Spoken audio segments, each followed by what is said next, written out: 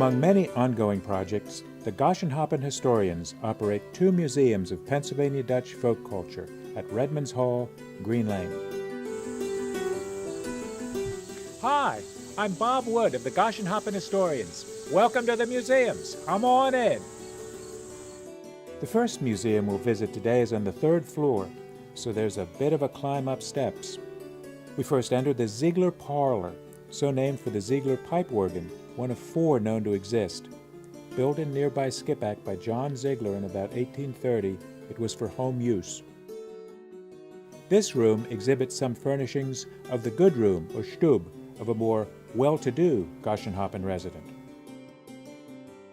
The first items we find in our tour of the museum proper are the pulpit, altar, and other items from the old mainland Union Church, which was raised in 1912.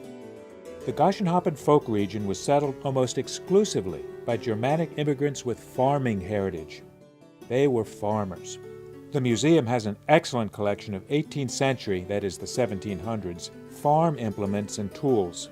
Many of these are unique and perhaps one of a kind. Docents will interpret and guide you on your tour. Before, say, the 1850s and even later, in addition to wool, the primary fabric for clothing and most other textiles was made from the fibers of the flax plant. The Germans brought flax culture with them, and displayed here is flax processing from plant to cloth. The threads of the flax and wool, called yarn by the weavers, were transformed by them into cloth. Once again, museum docents will interpret and explain. In addition to a German loom, this display shows a rare quilling wheel, warping reel, and spool rack. The joiner's shop has everything and anything having to do with woodworking. Joiners made everything from tools to furniture, anything of wood. Next we come to the meticulously recreated attic, complete with wasp nests and sleeping bats. The kammer or bedroom holds a fine 1830s rope bed complete with a full set of authentic linen bed dressing.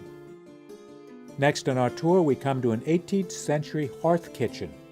All cooking before about 1850, when kitchen stoves came along, was done on the open hearth. Anything you can make on a stove, the old cooks could make on the hearth. The spectacular corner cupboard found here was made about 1820 and was bought at auction by the historians from the log house of Joseph Alderfer, Lower Salford Township.